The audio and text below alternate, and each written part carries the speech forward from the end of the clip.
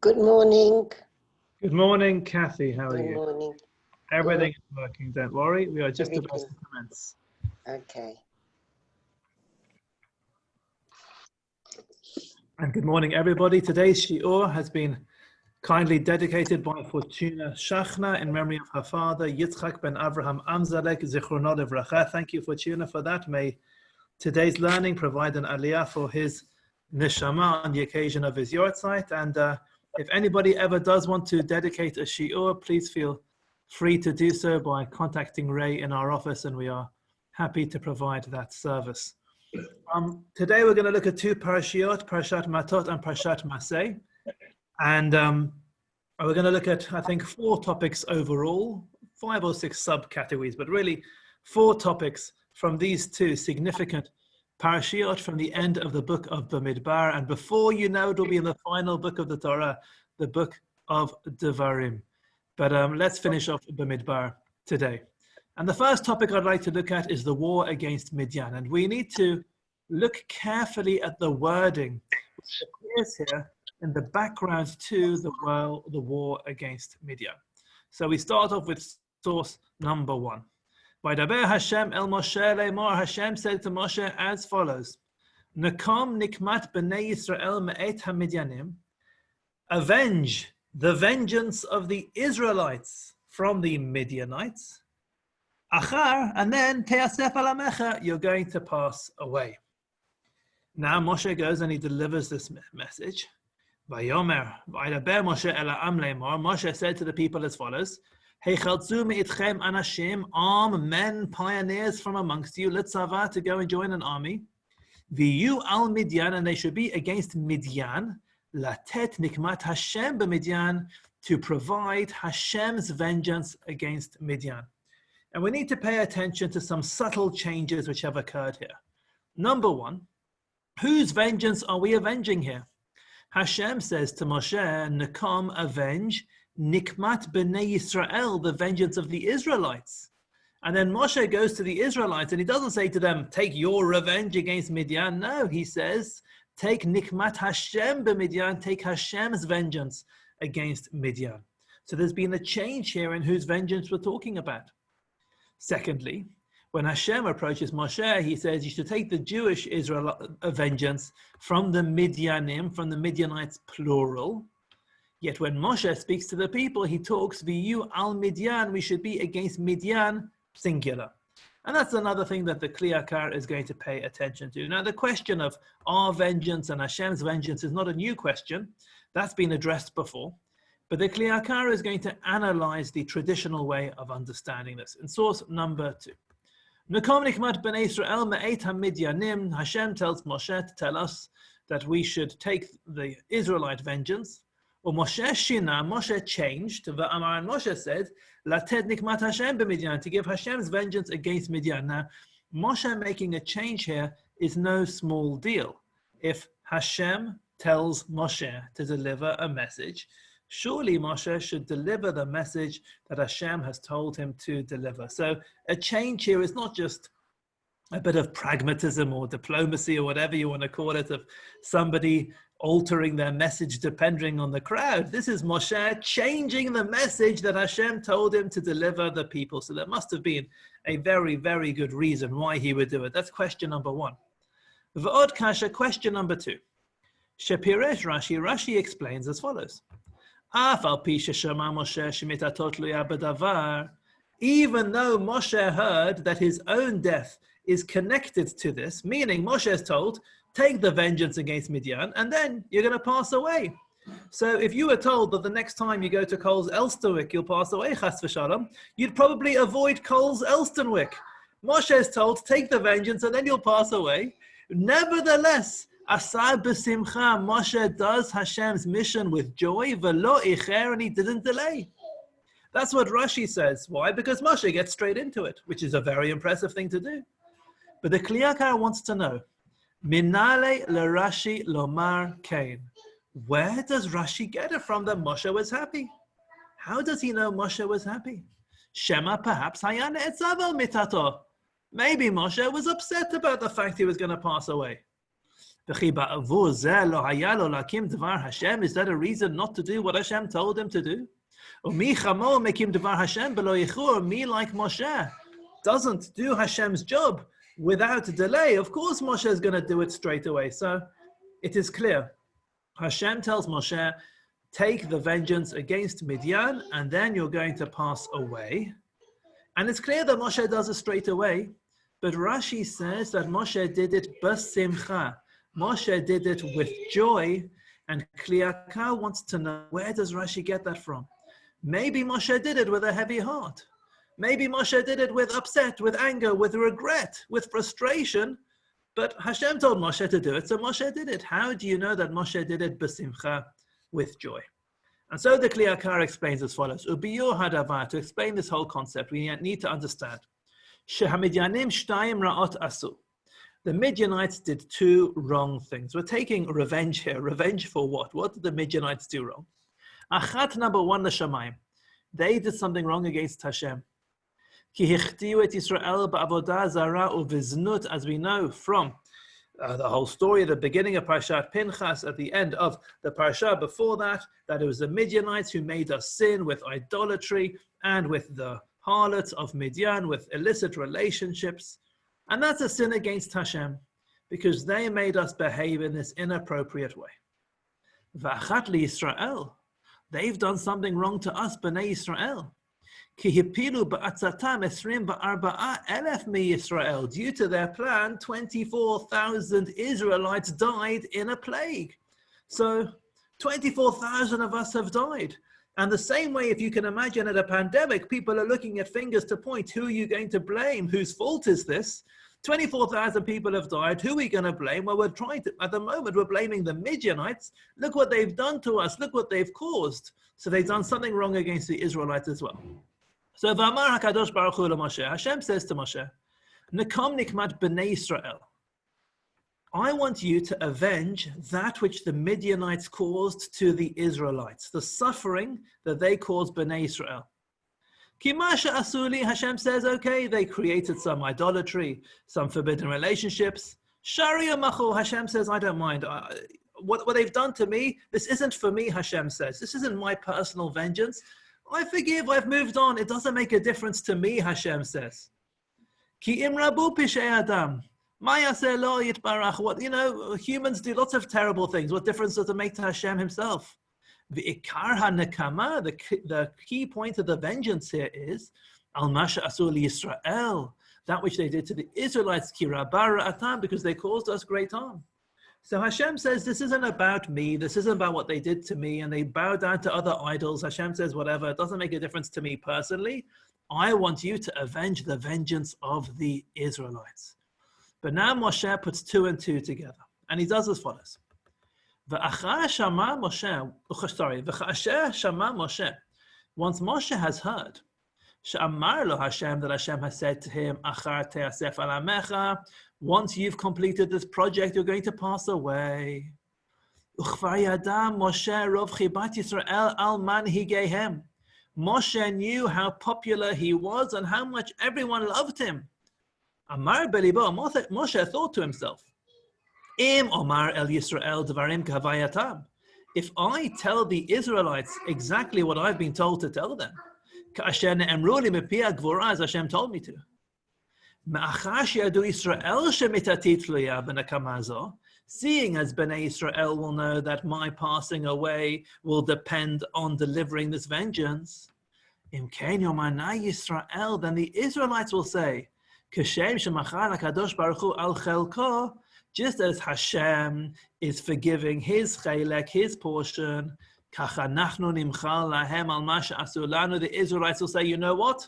We love Moshe so much, we're also going to forgive. And therefore we don't have to take the vengeance against the Midianites, and Moshe will live. V'lo nevakesh nekama, kol kach mehera. We're not going to rush into taking this nekama.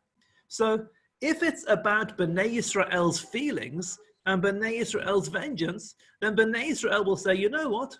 We're not so angry at the moment, and we're not going to race into this, and we don't want Moshe to suffer as a result. Ki bi'adeinu la'achar zman ha'nekama. It's up to us to decide when this vengeance will take place. Asher techapetz meitanu, until we want it, because it's about the offense which we have taken. Therefore, Moshe says to himself, I can't tell the Israelites that Hashem wants us to take your vengeance because of your feelings and your emotions, and then I'm going to pass away. Because then we're going to say, all right, we forgive our emotions for now. We're going to delay our emotions. Let Moshe live on. However, when it came to Moshe, Lefi shehaya sameach la'asot dvar Hashem belo ichur. Seeing as Moshe was happy to do that which Hashem wanted to do without delay, because Moshe had a way out. Moshe could have just told them what Hashem told him and allowed to happen what happened, but because Moshe was happy to actually deliver that which Hashem wanted, Shina v'amar, he changed around the words and he said, Latet nikmat Hashem b'Midyan. This is all about giving Hashem's vengeance against Midian. V'yachshavu Yisrael, and therefore we'll think, you know what? It is Hashem himself who's asking for the vengeance because of his own glory. If that's the case, it's not in our hands to delay Hashem's chelek. If this is about Hashem's vengeance, what can you do? It's not up to us to change that. Therefore, we would have to do it straight away. So Moshe changed it, and he says, this isn't about you, this is about Hashem, so that we wouldn't have a choice, we'd have to do it straight away, and the fact that Moshe would pass away wouldn't be a stumbling block to delivering Hashem's goals. And therefore, we have a clear proof here, that Moshe did it with joy, and he didn't delay. He had a way out to delay things. Had he told them exactly what Hashem had said. So here the Kli Yakar takes a classic concept, one that we know, one that other Mefarshim have dealt with, that Moshe changed things around because it wasn't about their kavod, it was about Hashem's kavod. It's a beautiful symbol of a relationship. Hashem only worries about our respect, and we only worry about Hashem's respect. And the Kli Yakar adds in a layer of understanding here, saying that what motivated Moshe Rabbeinu here was to deliver on the project, because had we thought it was about us, maybe we would have delayed. One other thing he's going to point out before we look at something completely different. It starts off with Hashem telling us to take vengeance against the Midianites, plural. And then Moshe says that Nikmat Hashem b'Midian, take vengeance against Midian, singular, with two explanations. Explanation number one. From our perspective, there are lots of Midianites. It's as if many people came together to do what they did. However, relative to Hashem, it's not such a big deal. It's just one person. It's just a small group. Compared to Hashem, they are considered nothingness and vanity. So when everything's relative. Relative to us, they are Midianim. It's the big, mighty power. The many Midianites, relative to Hashem, it's just Midian. It's not such a big deal. Explanation number two, which is a bit more Kabbalistic, some people say, Midian, when you take vengeance against Midian, that is Basar Shel Midian Lamala, that is with the ministering angel for Midian above. So the vengeance here, it's more like mystical battles above than what's really going on down here. Kederech Shene'emar, we have a precedent for this, like it says, V'hinei Mitzrayim Nosea.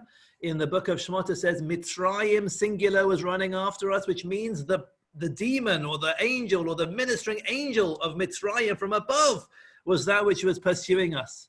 Shedarshu, which is Al Sarosha Mitzrayim, is Mitzrayim's ministering angel. Here it says, Hashem, it's Hashem's vengeance, because Hashem's vengeance, Hashem's battlefield is not with us little people down here, but it's against Midian, the ministering angel up there. That is the end of the first thing we are looking at today. Now let's look at one other subject from our first Parsha of Parshat Matot, which is the story of Bnei Gad or Bnei Reuven, which as we get to know the Kli Yakar through this year, it is no surprise that he's going to pick up on this particular section and have some fun. And the story is as follows in source number 3. The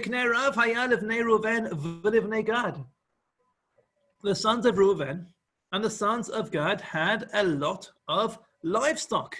Atzum me'od. Sorry, Livnei Reuven. Reuven had lots of livestock. Livnei Gad atzum me'od. And for the sons of Gad, it was really powerful.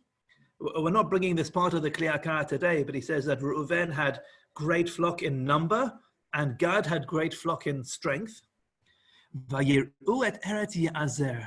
And they saw the land of Ya'azer, et Eretz Gilad, and the land of Gilad. This is outside the then borders of the land of Israel. B'nei hamakom makom nikeh, that was pasture land. They says, wow, this is a great place for us to settle. Vayavo b'nei Gad u'b'nei Reuven, and the sons of Gad and Reuven came along. Vayomru el Moshe v'Elazar, and they said to Moshe and Elazar, v'Elnesiei ha'edah lemor, and the princes are saying, you know what? We've come this far. We're actually quite happy where we are now. You guys, you go ahead into the land of Israel. We'll stay here. Can we please stay here? And then the story continues. And eventually they reach an arrangement whereby the sons of Gad and the Bnei Reuven and part of the tribe of Manasseh stay outside the then borders of the land of Israel. Now, as you will see in the colors on your screens or on your sheets, the words have been changed around. Because at the beginning, we're told that the sons of Reuven and the sons of Gad were very wealthy. And in the next pasuk, we're told the sons of Gad and the sons of Reuven came along and made a request. So why did Gad come ahead of Reuven, green ahead of yellow when it came to the request? By right, let me ask you, please, feel free to unmute yourselves. By right, who should go first between Reuven and Gad? Reuven, because he was older. Correct, Reuven, because Bachor. Reuven is the Bachor. So Reuven, by right, should come ahead of Gad here. But what happens is, in the request stage, Gad comes ahead of Reuven. Source number 4. Vayavo b'nei Gad u'b'nei Reuven. The Kli Yakar points out, Hayalo lahakdim b'nei Reuven ha'bachor. The b'nei Reuven should have come first. V'teidan, you should know. Ki hamafarshim amru, as commentators explained. Shemikneh b'nei Gad hayamru ba'al shel Reuven. Gad was wealthier than Reuven. Gad had more animals than Reuven. V'hainu dichtiv, that's why in the previous pasuk it says, "V'livnei Gad atzum me'od." For the sons of Gad, it was really powerful. Ratzal omar yoter mishel Reuven, which means Gad had even greater wealth than Reuven.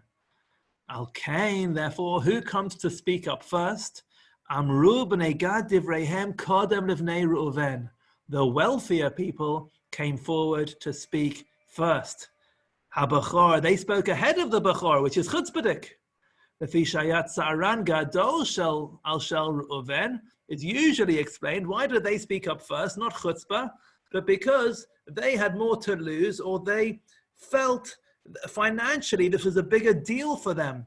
And therefore, their pain of moving on from that wonderful financial situation where their assets, which were sheep at the time, would be able to flourish, for them it was a more pressing issue, and therefore they came first. But the Kli Yakar wants to say that the reason why the Bnei Gad spoke ahead of the Bnei Reuven was not just because financially they had a bigger stake here. V'ani omer, I want to say as follows. She'im ken hu, if that's the case, if really Bnei Gad were wealthier, Vaday lo mipnei tza'aran kafzu barosh. The reason why they jumped up first wasn't because of their pain, their anguish, their potential financial loss. Ki mitoch rum levavam kafzu ledaber barosh. It was because of their arrogance, their haughtiness, that they jumped up to speak first. Lifnei b'nei Reuven ha'bachor. Before Reuven the firstborn, ki kach teva ha'osher, because that is the way of wealth. Shenoten rum lev leba'alav, the people who are in the possession of wealth take on a certain arrogance. V'ashir hediot, let's call this an untrained or unprofessional or an amateur wealthy individual. Kofetz barosh, he just jumps up. V'yaneh azut, that's a stylistic quotation from Mishleh. He responds brazenly. Lo yashuv b'nei kol ish, he doesn't care about the other people around him. Eino cholek kavod, and he doesn't give the proper respect. Lebachor, to the firstborn, v'lo l'shum ba'alei hamala, or anyone else who deserves respect, ha'amitit, who truly deserves respect. B'choshvam, because they think, ki al yedei ha'osher hu mitromem. They think that because of their wealth, they're on a higher level. They think that because of their wealth, their opinion is worth more. They should speak first. Their opinion is more valuable. That is the way of people of wealth. So along comes the Kli Yakar, who, of course, for those of us who've been through us throughout the year, is a regular critic of the wealthy and their behavior. And he says, obviously, the wealthier chevra are going to speak up first because they think that they're more important and that their words carry more weight because they are wealthier. And he finishes off by saying, Bnei Gad uv Reuven, and therefore it's no surprise that the sons of Gad and Reuven, Shenimtza bahem haridifa achar ha'osher, they had amongst them the pursuit of wealth, ad shema'asu be'eretz chemda ba'avor ha'osher, that they despised the beloved land that we should be yearning for because of their wealth. And he says, V'dai b'ha'arak tanazo. This little comment suffices. Liodei da'at, for those intellectual beings, v'hamaskil yishma, and the intellectual person will listen, v'yosif lekach, and will take the lesson. Which means he's saying this is an important, relevant, contemporary point, that the fact that somebody is wealthier does not mean that they are deserving of greater respect or to speak up first, or that they should ignore those who have greater expertise than themselves. That is the end of Kli Yakar on Parshat Matot that we're going to see today. Now let's move on to Parshat Masei, a little introduction, and then one of my favorite comments of the Kli Yakar on the entire Torah. Source number 5. We start off the Parsha of Masei. These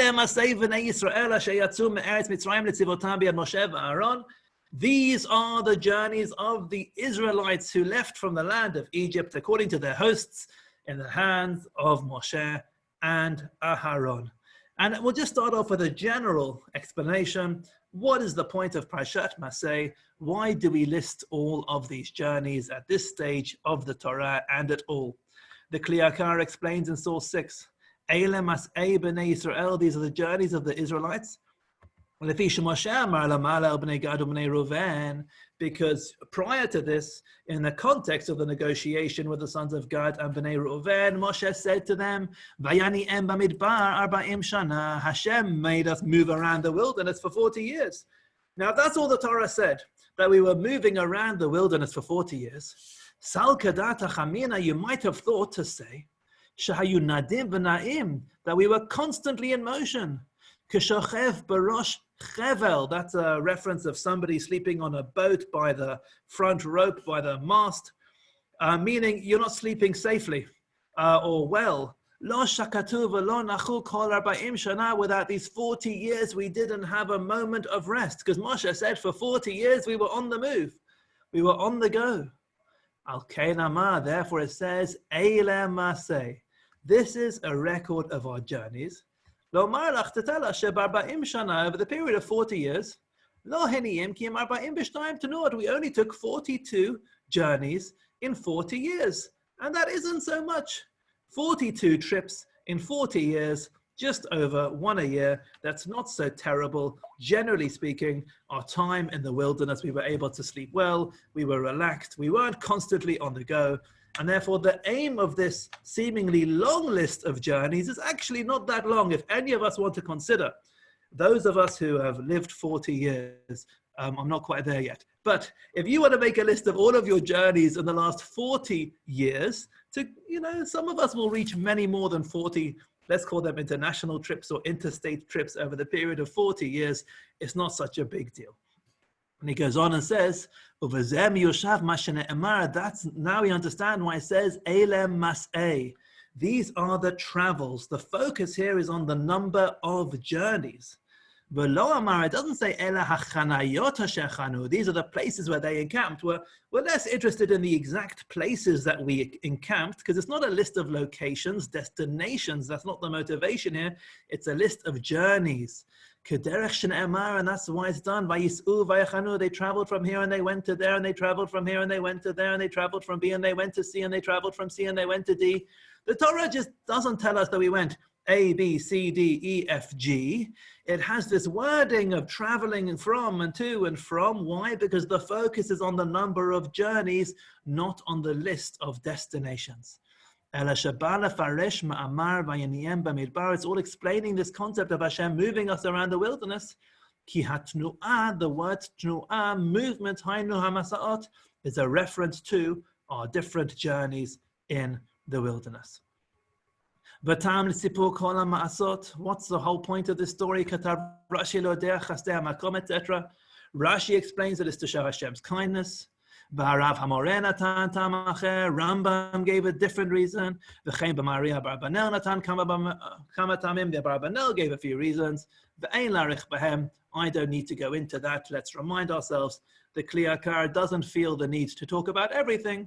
He comes at the end of the process. If other Rishonim have dealt with things and other Mefarshim have dealt with things, and he feels that it's fairly understood, he doesn't feel the need to step in. He only steps in to fill in the gaps or to sharpen concepts which perhaps we may not have understood based on everything which has been written so far. Now, source number 7. Let's look at the most beautiful pasuk. This is very, very wordy, but the concept which is going to come out of this, I think, is a very big concept. He's going to explain it in 3 ways, one of which is one of my favorite comments of his on the Torah. So this is the next pasuk in the Torah. Vayichtov Moshe et motza'ehem lemas'ehem. Moshe wrote down their motza'ehem, their goings out, according to their journeys, al pi Hashem, by the mouth of Hashem. Ve'ele, and these are maseihem lemotzeihem, their journeys according to their goings out. And note with the colors of yellow and green how this has been reversed. In the first half of the pasuk, the goings out are according to the journeys. In the second half of the pasuk, the journeys are according to the goings out. And note how in the first half of the pasuk, motzeihem lemaseihem, the goings out according to the journeys are al pi Hashem. So it appears that that's the preferred way to do things. Al pi Hashem, what does Hashem want? Hashem wants the motzeihem to be lemaseihem.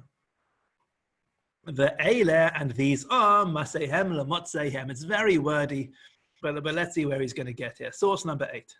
Vayichtov Moshe et motzeihem lemaseihem al pi Hashem. V'achar kach hafach haseder, in the very same pasuk, the order is reversed. V'amar, and it says ve'ele maseihem lemotzeihem. It's the other way around. V'lo ne'emar bo al pi Hashem. In the second half of the pasuk, it does not say al pi Hashem. That's only in the first half of the pasuk. And he says, "V'hineni mefaresh zeh b'shalosh panim." I am now going to explain this in 3 different ways. Rabbi Mervis? Yes, Kathy. Yeah. Could it be, I always love the words. Yes. Could it be a play on words because matzah also could mean find, and it's what they discovered when they got there? All right, so let's develop this. So how are we explaining the reverse? Because first when they got there after the journeys, that's what they found. But on the way, they were going to see what they could find. Okay, so if you want to translate motzah as a discovery, yeah. So Moshe wrote their discovery according to their journeys, meaning they weren't quite there yet.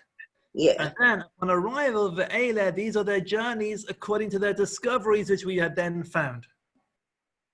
Yes. All right, you're halfway there in your own commentary, but now you have to explain why the first half is al pi Hashem. Okay. But it's okay, because in your commentary on the Torah, you don't have to ask that question, so you don't have to answer it. There is another Parsha, and I remember reading somewhere that also what Kathy says, Motzeihem means their findings according to their journeys, and their journeys were al pi Hashem, and then what their journeys were according to their findings. And that Parshan says an interesting thing. He says, if you were to ask them to do it all over again, would they have considered going through these 40 years of journeying for their findings? And that Parshan actually says, it's like a person goes on a business trip and there might be a lot of difficulties along the way, but at the end of the journey, he's very successful. So if you ask him, well, would you do it again? He says, considering all that I achieved, yes, I would do it again. Masehem lemotzehem. So he was saying here that this other Parsha, I don't remember, it was Rav Pninim Chumash, and he was saying that they're, pardon? No, very nice, very nice. And he was saying their findings were that for the 40 years, they were able to have the teachers of Moshe and Aaron lead them, guide them, teach them. They got the Torah, and now they're heading to Eretz Israel, which is the one destination they're going to. They have many journeys, but only one Chaniyah, one destination that they're focusing on. That's beautiful, and that ties in very nicely with what Kathy said. You said that's in Chumash Rav Pninim? Yes. So Kathy, that's your homework, to look up Chumash Rav Pninim. And Thank you. whoever that was in Chumash Rav Pninim did very well to agree with Kathy. So let's look at what the Kli Yakar explains. Approach number one. Ha'echad, reason number one, who is as follows. Shebemiktzat masa'ot halchu lefanim. Some of the journeys were forwards, and some of them were backwards. Because at the beginning, we dwelt and encamped by Pi Hachirot. Rashi explains that at that stage of the journey, we actually moved backwards towards Egypt. And in the book of Dvarim, in Parsha Dvarim, it says, we turned, we journeyed in the direction of the wilderness. Pirush Rashi there explains, Lefisha kilkalu, because of our bad behavior. Hafchul side hamidbar, we turned backwards towards the midbar. V'chein b'parashat Ekev, and also in Parashat Bnei Kev, mibe'erot b'nei Akan Mosera, another example. Shechazru shmona masot al achrayim, we moved back 8 stops. Nimtza, he says, if you look at the overall journey, it turns out Sherav ha'masaot asher halchu b'hem lefanim v'lo la'achor. Most of our journeys were forwards as opposed to backwards. V'hayu al pi Hashem. The forward journeys were al pi Hashem, by the mouth of Hashem, because moving forwards towards Israel, that's what Hashem wants. Therefore, those ones are called nikru motzeihem lemaseihem, where your going out is according to your journey, meaning your focus is moving forward. Because they turned away from their point of departure, which is called Motzeihem, and they're facing their Maseihem, their destination, which is before them. Aval, however, on the odd occasion, when we turned backwards, because we messed up by sinning, Lo haya al pi Hashem. That wasn't Hashem's ideal plan. V'nikra, and that's what's called maseihem lemotzeihem. When our journey is according to our going out, meaning you're facing where you came from. Shechazru v'nasu lamakom shiatzu misham. We turned around and we returned where we came from. Shenikra motzeihem, which is our point of departure. Ki hafchu pneihem letzad Mitzrayim, because we're actually journeying in the direction of Egypt. So, on a technical level, what this means is Moshe wrote down our forward journeys according to Hashem, and along the way we also had to take a few steps backwards. Now, on an emotional level, imagine what it feels like being in the Midbar and traveling in the direction of Mitzrayim. Imagine what that means for Am Yisrael having sinned, it's a major setback.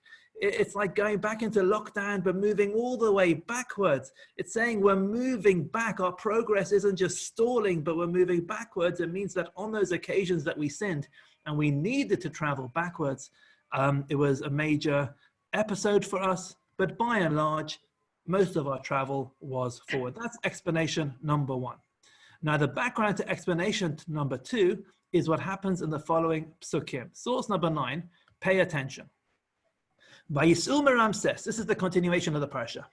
They traveled from Ramses b'chodesh harishon, in the first month, b'chamisha asar yom l'chodesh harishon, on the 15th day of the first month. This is talking about us leaving Ramses, leaving Egypt, on the 15th of Nisan. Mimacharat ha-Pesach yatzu b'nei Yisrael miyad Ramah. On the day after Pesach, the B'nei Yisrael came out with an outstretched, raised hand. L'einei kol Mitzrayim, the eyes of all of Mitzrayim. When did we leave Egypt? How did we leave Egypt? We left with pride, with our hands raised, in broad daylight, the day after the Pesach, That's when we left Mitzrayim, and they were all looking on, and there's nothing they could do. And we're told, what were they doing? The Egyptians were burying those that Hashem had smitten, all of their firstborns after the death of the firstborn. And Hashem did judgments against their gods with small g's.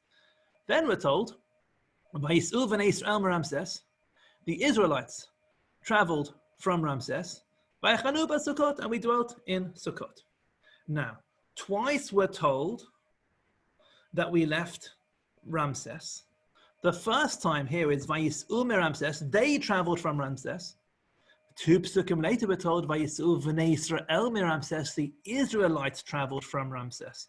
So the second time is the Israelites who are traveling. And in the first pasuk, notice, and they traveled from Ramses. And it's Mimacharat HaPesach Yatu v'nei Yisrael. And the Bnei Yisrael turn up in the second half of the pasuk. So the Kli Yakar is going to make some order here in source number, which is the continuation of the Kli Yakar's explanation. HaPeirush HaSheni, explanation number 2 from the switch in that pasuk, who is as follows. Kishenizdakek mahu shene'emar, when we pay attention and connect ourselves to the following psukim, when straight away it says, and they traveled from Ramses, v'lo hizkir b'nei Yisrael, without mentioning b'nei Yisrael. V'achar kach chazar v'amar sheinit, and then it repeats and it says, v'yasu b'nei Yisrael me Ramses, the b'nei Yisrael traveled from Ramses. V'od kitiv hacha, and as we noted in that earlier pasuk, it said, Mimacharat HaPesach yatu b'nei Yisrael, the Israelites left on the day after Pesach.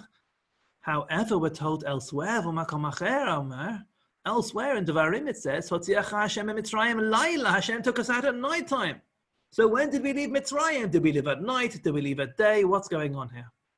And the Kli Yakar is going to say as follows, Ela vadai, certainly, she'erev rav halchu balayla derech bricha. We have to understand that when we left Mitzrayim, there were 2 different groups. There was Bnei Yisrael, and together with Bnei Yisrael, there were the Erev Rav, the mixed multitude who came along with us. Now, already I know that some of you are thinking, oh, the Erev Rav, the concept of the Erev Rav is more comfortable, sits more comfortably with some than others. And I already know that some of you are thinking, oh, we just blame this group, the Erev Rav, instead of accepting responsibility. Whether you feel comfortable with the Erev Rav or not, I want us to pay attention to the message which is going to come out of what he's saying here, which I think is an important message.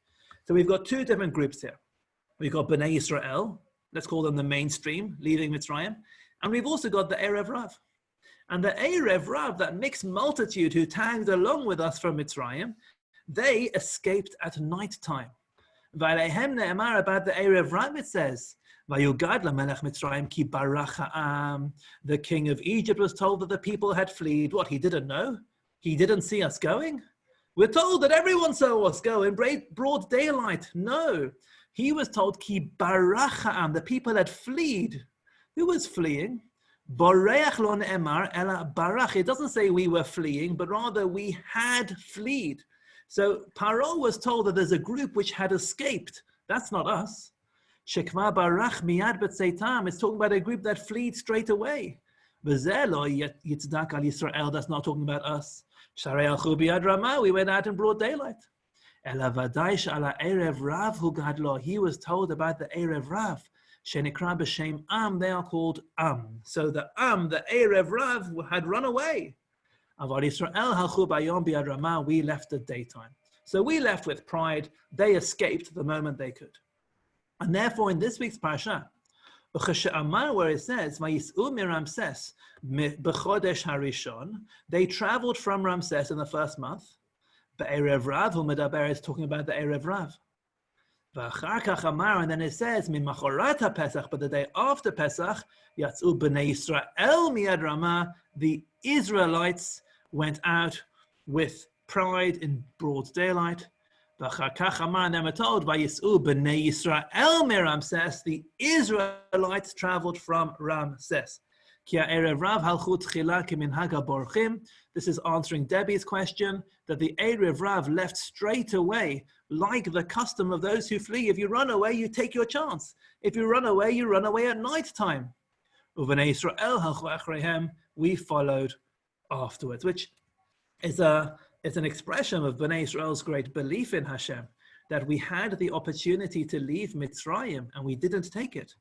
Why didn't we go at nighttime when we had the opportunity to? Because Hashem told us not to. Hashem said, you're going to go at daytime. And therefore we waited to go out the way Hashem wanted us to. Let's go back to the Parsha. That didn't quite answer, excuse me. But yes, why did the Erev Rav want to flee Egypt?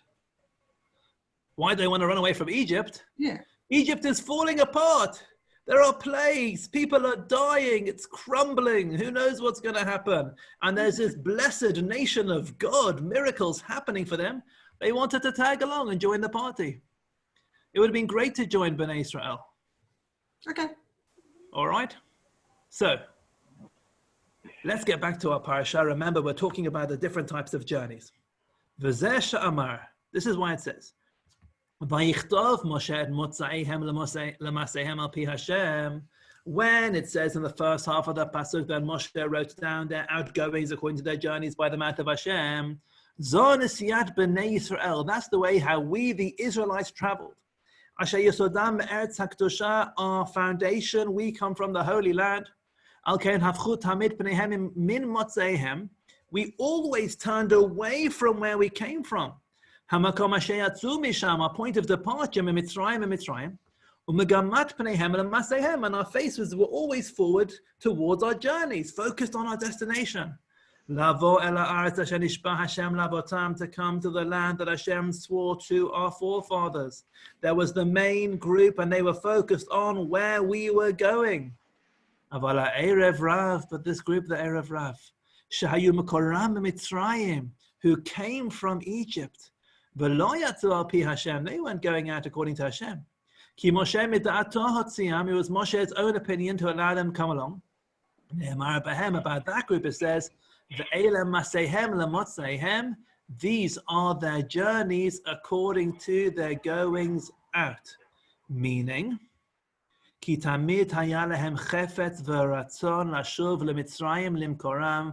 always had this magnet pulling them back to where they came from, which was Mitzrayim. So they were always focused on where they came from. So, what the Kli Yakar is saying here, in addition to explaining the words of the pasuk, is he's telling us something very big. There are 2 points of every journey. There is where you are coming from and where you are going to. The Kli Yakar says that the type of journey which is al pi Hashem is the journey where your focus is on where you are going to.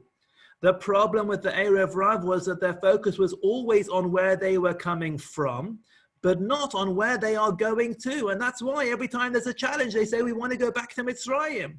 That's why, because they really didn't believe in the destination, they were always ended up pulling back to where they came from, which was their point of departure. There's another example of this in the book of Breshit, when Hagar runs away, and the angel asks Hagar 2 questions. He says to Hagar, where are you coming from? And where are you going to?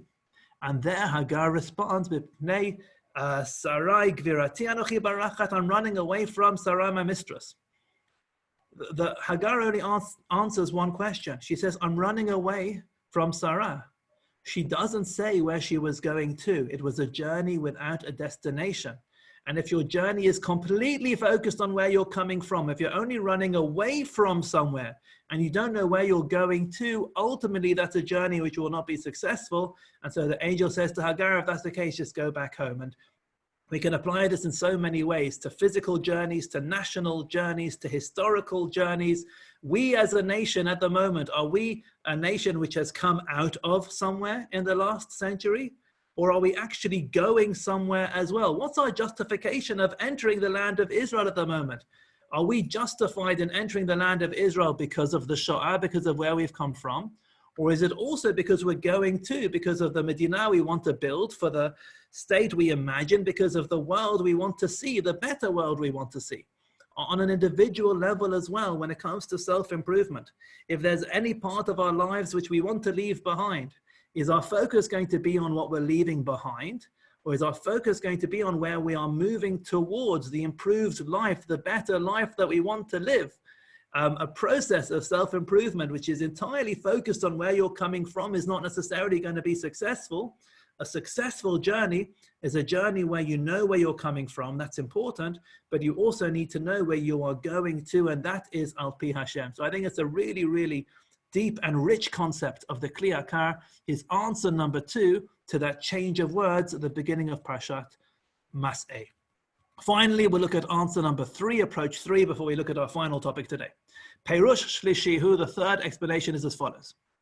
Yisrael, had we not sinned, we would have had a direct ticket into the land of Israel. And that's what's implied when it says, Moshe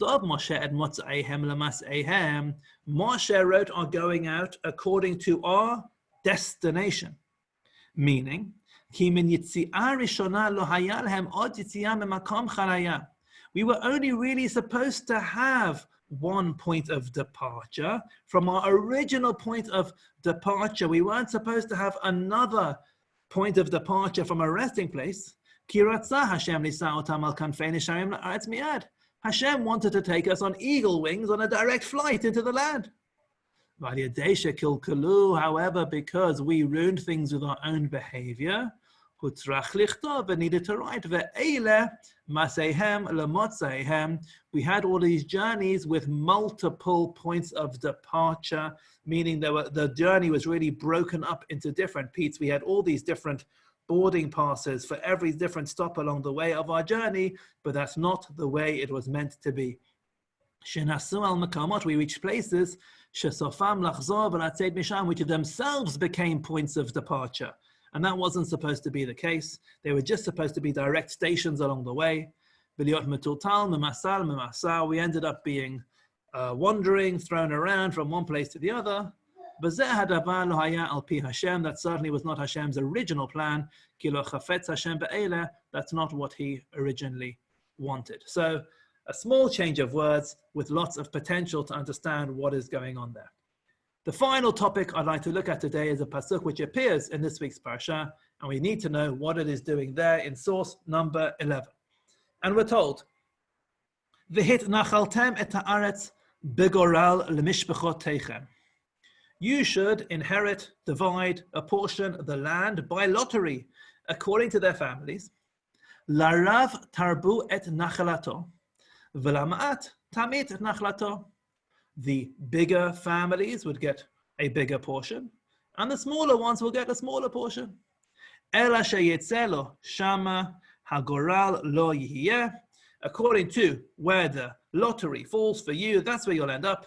Lematot avotechem titnechalu, and you will inherit and apportion the land according to the tribes of your forefathers. So in the middle of Parshat Maseh, we have a pasuk telling us that we're going to do this lottery, we're going to divide the land, it's going to be fair, and the division will be according to size, and everything will be very nice. Source number 12.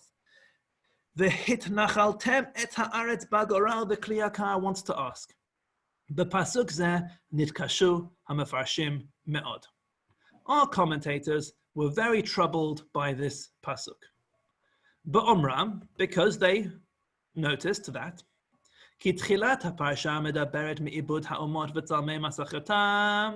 what's in the context here? The Parsha starts off by talking about destroying the nations and their different molten images and idols. V'chein sofa Parsha, and that's the end of the Parsha as well. The focus here is on conquering the land, driving out the different things there.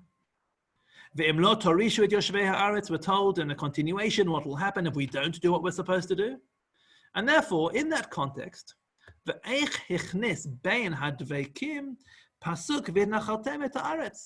how do we squeeze into the stuck parts, meaning we're really squeezing this into a very organized section here.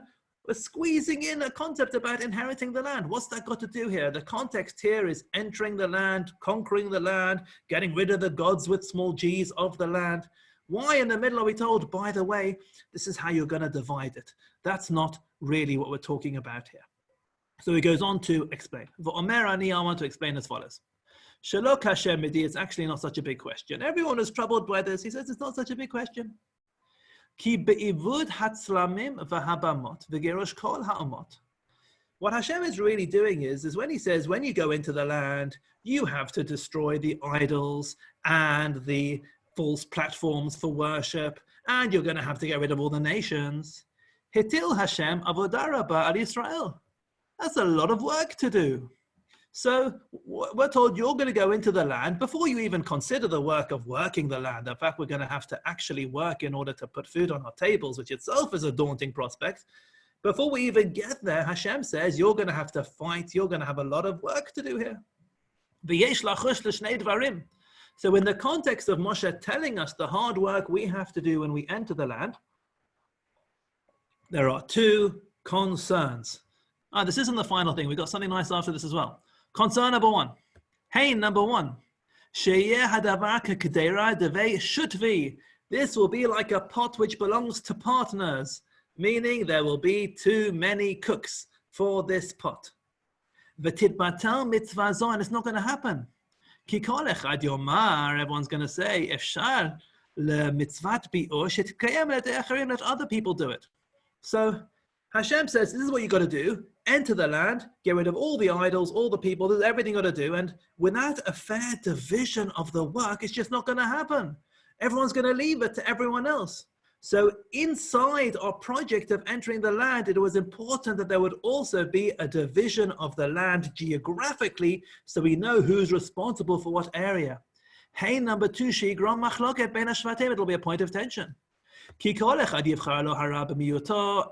will choose the lesser evil, meaning when you look at the map of the land of Israel and how many idols you've got in each place and who lives where, everyone will want to move to the place with the least work to do, to conquer. You'll try and go somewhere where you don't have that much work to do. So in the context of all the work that we have to do when we enter the land, he added in the pasuk, you are going to divide and apportion the land by lottery, and then you don't have to worry. So whilst Hashem is giving us a major project that we have to do while we enter the land, we're also told, don't worry, there's a plan for the division of the work when you enter the land in order to make everything fair. What we see here is that when you enter a country and you engage in regime change, it's not just enough to knock down all the icons of the old regime. There's a separate challenge here, which is what's going to replace that regime. And how's that nation going to adapt, or how's the land going to adapt to a new regime? When you go in order to knock down the icons of an old regime, you need to have a plan for how things are going to work after that as well, because it's one thing to liberate a country from its leadership. It's quite another thing to successfully lead that country afterwards, to have a healthy form of leadership without any civil war. And now this is the final thing we're going to look at today. Source number 13, we have the concept of the cities of refuge. And we're told as well in this week's second Parsha of Maseh, the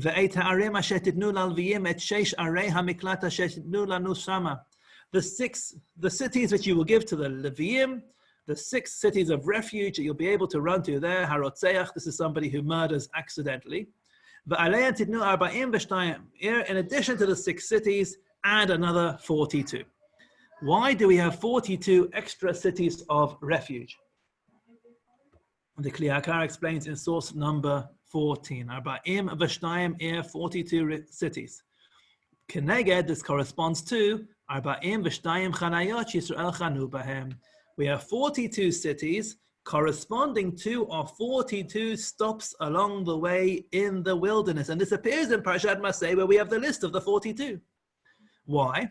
Because on each and every stop along the way, we were strangers.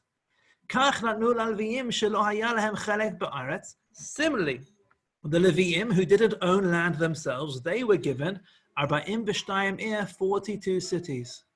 The Arei HaMiklat and the cities of refuge, you mean Arei HaLeviim, would be kind of Levite cities. Whoever's fleeing to his city of refuge, Harehu Shama Ger, he becomes a stranger there. And we need to be concerned. People will say to you, this fellow, you don't belong there. So we have a system of Arei Miklat. cities where somebody who has murdered accidentally is able to flee there. And we want these individuals to feel welcome when they get there. So how do we have a system whereby naturally these individuals will be welcomed there? Well, number one, there's 42 of them. And the number 42 is an important number because it reminds us of where we came from, that we were on the run in 42 different places, and we need to learn from our own history and our own experiences and our own knowledge of what it means to be a stranger. And in addition, who owns those cities? Al-Kain, therefore, Tzivashu arei miklat min arei halviim. That's why it was important that the cities of refuge belonged to Leviim. Ki gam ha-Leviim kigerim ba'aretz, because the hosts themselves were individuals who understood that they weren't the owners of the land. They themselves were gerim. The Yomru lo, and you could always say to the Levi, Mum shebacha al tomar lechavracha, your blemish, don't say to your friend, people in glass houses shouldn't be throwing stones. It's the pot calling the kettle black. A Levi in Israel can't call somebody unwelcome, and a Levi in Israel can't call somebody else, tell them that they don't belong, because the Leviim themselves equally are not the owners of the land.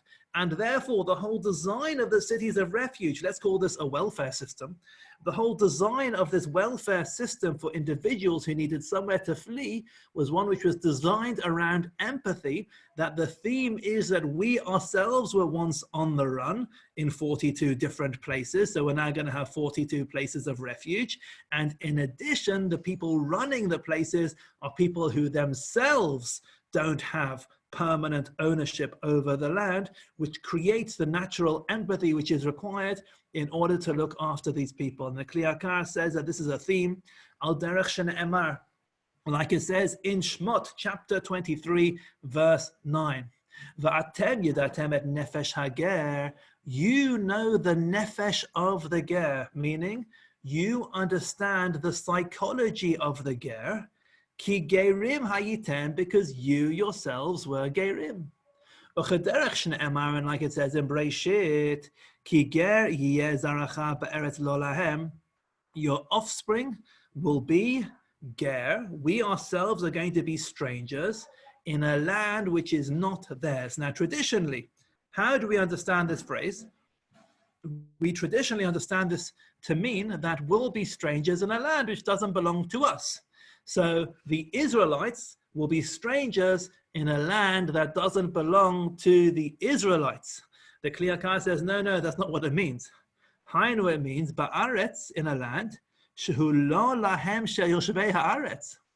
We're going to be strangers in a land that doesn't even belong to the Egyptians. We're going to be strangers in a land that doesn't even belong to the people who live in that land. Okay, if you move to a city, you're a new immigrant there, first generation, you're somewhat strange to that place because you're coming to a place where they have an indigenous population. But what we're told is we're going to be strangers in a place which doesn't even belong to anyone. Ki Yosef ha'eviram la'arim, because Yosef moves us to cities, sheyu kegerim shama, that we would be like gerim there. Kidei shelo yuchlu lo ma Yisrael gerim atem.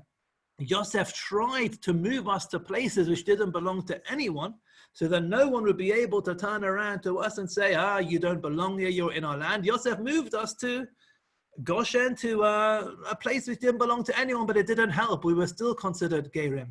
So we were considered Gerim even though we were living in places which didn't even have an indigenous population. Nevertheless, the point that he's making here is that we as a nation have been trained through our history to understand the psychology and the emotional status of the ger, of the stranger, of the one who doesn't fit in, and therefore we're supposed to learn from our history and learn from our experiences to be able to empathize for individuals who find themselves in that situation.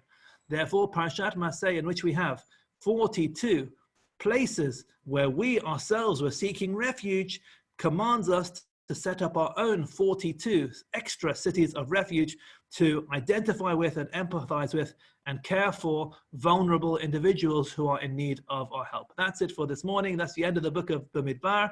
And you're all welcome to come back next week for the beginning of the book of Devarim. I hope you all have a great day and a wonderful week.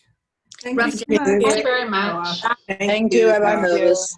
Thank Rav you. Danny. Thank you very much. Thank Thank you. you. Rav Thank you. Danny, going Yes. Rav Danny, going back to the Nachalat Haaretz when you said Yes. Goral, does that mean Yes. the division was totally random? Like I always thought Yehuda was in Yerushalayim. Nothing is random. Nothing is random. But it was totally up to Hashem and his Goral. Right. Okay. A bit like the allocation of seats at Mizrahi when we're allowed, when we did that lottery for who gets to daven well, where, it was a lottery, but there was an element of a guiding hand there. Thank you very much, Rabbi. Thank you. Thank you. Thank you. Ashikawa.